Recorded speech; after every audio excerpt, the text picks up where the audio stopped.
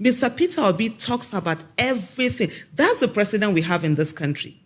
And you know the hypocrisy of Nigerians is the fact that you have someone who rigged the election, who put himself there, an illegitimate president, who whenever Nigerians are being killed, never says anything, but Nigerians won't talk. But they are quick to come and say that, oh, Mr. Peter Obi has spoken about this or not spoken about it. It's a whole lot of things. And I will tell you something. We have an issue with religion. Religion has been weaponized. Okay. And it's used to enslave the people. So between the religious rulers and the political rulers, there's a symbiotic relationship. The political rulers, they need the religious rulers to continue to keep the people subdued so that there's no uprising, nobody is speaking against them. And so that's why you find in the Christian world, they tell you that, oh, seek for your own miracle. Yeah. Get that miracle. Because everybody is finding for something that they're going to get for them to God's grace. Yeah. People are looking for God's grace. So as far as they're concerned, if they are okay, even if the country is not okay, then nothing happens. It's fine for them. And then you find that in the Muslim world, they're telling you that, look, don't bother about this world. After all, you're just on a journey here. When you die, you're going to go to heaven. You enter paradise. Exactly. So leave government alone and all of that. So that's how they keep the people subdued. How do you justify, or how do we see that going forward from 2023 to 2027, the lacuna that we experienced, we don't experience it come 2027? Okay. It wasn't as if there were a lot of issues in 2023. The main thing is that the election was rigged. And it was rigged in the way the mandate of the people was stolen. And so that's that on one point. Unfortunately, the whole institutions that led towards that stealing of the mandate, there's really nothing that has been done to ensure that the same thing doesn't happen again. So usually when you see something that it's wrong, normally what will happen, for example, you saw when the late President Yar'Adua came into office and he admitted that the process that brought him in wasn't, the kind of process that, should be in a country, and he was determined to fix it. So we didn't see anything like that right now. So the institutions that did the same thing, they stay there. Nothing has been done. INEC is still there the way it is. Security agencies are still there the way they are. So what is going to change is the people. For me, I've said severally that INEC is not the problem. The people in INEC are the problem. The judiciary is not the problem. The people in the judiciary are the problem. So if we begin to look at it as individuals, as every one of us, what is the role that we're supposed to play that we didn't play rightly, and begin to correct it? Then we will have a situation where we are leading to getting the mandate of the people truly count. For me, I really don't care what the result is, as long as it is what the people wanted. For example, if the process, there was free, fair, credible election, the election was not rigged, and the result was still what we had, then fine. It then shows that is what the people want. Because when you take away the mandate of the people, that's a civilian coup. And so most times the world frowns at military coup, but they're okay with elections being stolen, which is even worse, because you've had lots of money have been spent, people have people's emotion, psychologically people are affected, they go out there, they choose who they want, and then that is taken away from them. So what I think for me, it's, are we ready as a people to say, we will take responsibility for the way the election goes, and for every citizen to understand that if you go to the polling unit, and you put that your thumbprint, you take the ink, you put the thumbprint, until and unless your vote is counted for your candidate, what you mainly did is paper painting. So if we get to that place and then we are insisting as citizens that our votes must count, that's what is going to make the difference. Otherwise, it's going to be the same story. Poverty has been weaponized and they're getting away with it. So we need to understand that for the politicians, they want the status quo to continue because they're really benefiting from the status quo. It is the people now whom the status quo is not favoring. And so it's a whole lot of things. And I will tell you something. We have an issue with religion. Religion has been weaponized. Okay. And it's used to enslave the people. So between the religious rulers and the political rulers, there's a symbiotic relationship. The political rulers, they need the religious rulers to continue to keep the people subdued so that there's no uprising, nobody is speaking against them. And so that's why you find in the Christian world, they tell you that, seek for your own miracle. Get that miracle. Because everybody is finding for something that they're going to get for them to God's grace. Yeah. People are looking for God's grace. So as far as they're concerned, if they are okay, even if the country is not okay, then nothing happens. It's fine for them.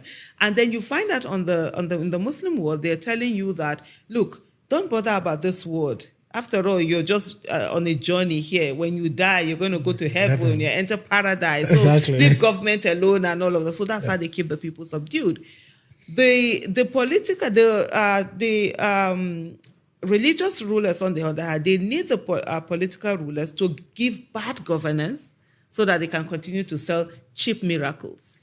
So you need to explain that. I will explain that. Okay. So, for example, now you see somebody who is going to do a Thanksgiving because they got visa to a certain country. So it's almost like a miracle. I pray. And then you see some people will bring their certificates. They take it to their pastors, their malams, their babalawos for them to pray on it, for them to get a job. So when they get a job, it's a miracle. But guess what?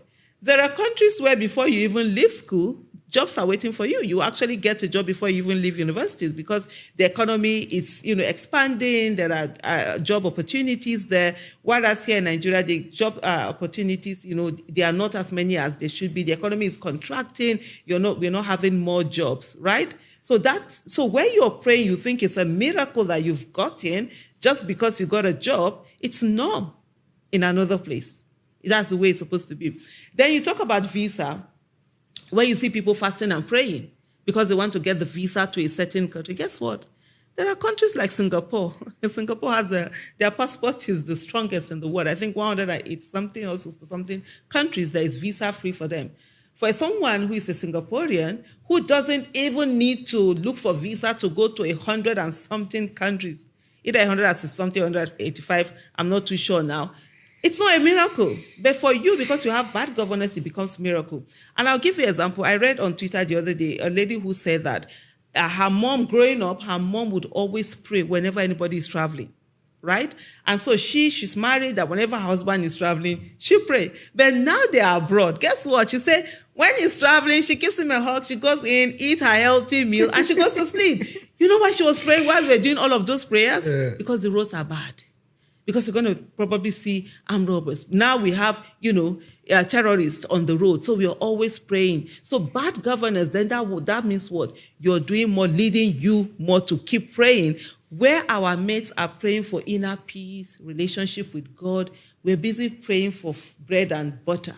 We're busy praying for good roads. We're busy praying to have, good hospital money to eat. So that's where, whenever there's that bad governance, it gives the religious rulers opportunity for them to sell cheap miracles that, in other words, are not really miracles in other countries.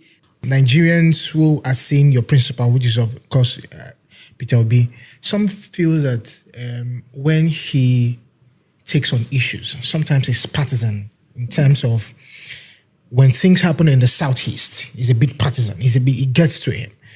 And he doesn't talk about it. Maybe he gets to him, but he doesn't talk about it. But when things happen in Lagos, or probably in the Southwest, for example, or in the South, or in the North, he gets to jump on it. And some persons are saying, if this is the pattern, then there's a problem of who a leader should be. How do you react to that? Is there a pattern, or you decide to see what you want to see? You or those people decide to see what they want to see. So that's the thing. People are looking for what it is that confirms their biases. So when certain things happen, they don't see it. They do not look at it. When he speaks about the South, it's, okay, now them. It's just like when people accuse you and say, you are a Muslim. But when there's you don't say anything about it. But when you say it, they don't see it. But they want to see what they want to see. So that's not factual. Mr. Peter Obi talks about everything. That's the president we have in this country. And the hypocrisy of Nigerians is the fact that you have someone who rigged the election, who put himself there, an illegitimate president, who whenever Nigerians are being killed, never says anything, but Nigerians won't talk. But they are quick to come and say that, oh, Mr. Peter Obi has spoken about this or not spoken about it. When he speaks about the killings in the Southeast, I mean, you can go to his handle and Google Southeast or any of the, at least we have 5 states in the southeastern region, right? Yeah. Go there most of his statements are on his Twitter account. If you go there, put every state and see whether you will not see statements on those things. But when he does it, it's nothing because it's felt as if, but it's his part now, or that, would he not? But when something happens in Lagos, because right now we're having a bigotry that has been institutionalized since the coming of, Tinubu, we have a bigotry that has been institutionalized where before it's a handful of people who were talking on social media, now there's a backing that goes with it, and they're telling you that, oh, you can't say anything about Lagos. Nobody has the right to tell anyone not to say anything about any state, as long as you go to Abuja to go and collect that federal allocation.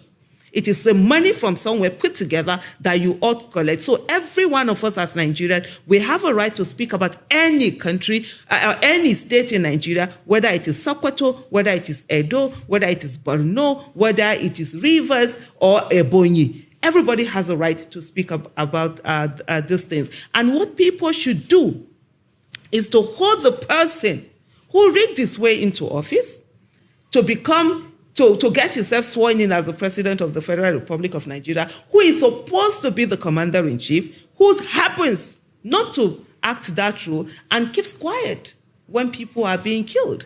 That's what Nigerians should focus on. But of course, Nigerians will do that. They look for the ones that they can attack. I always say that Nigerians are in an abusive relationship with their government. And so as much as possible, when they see someone who, and then we also self-destruct.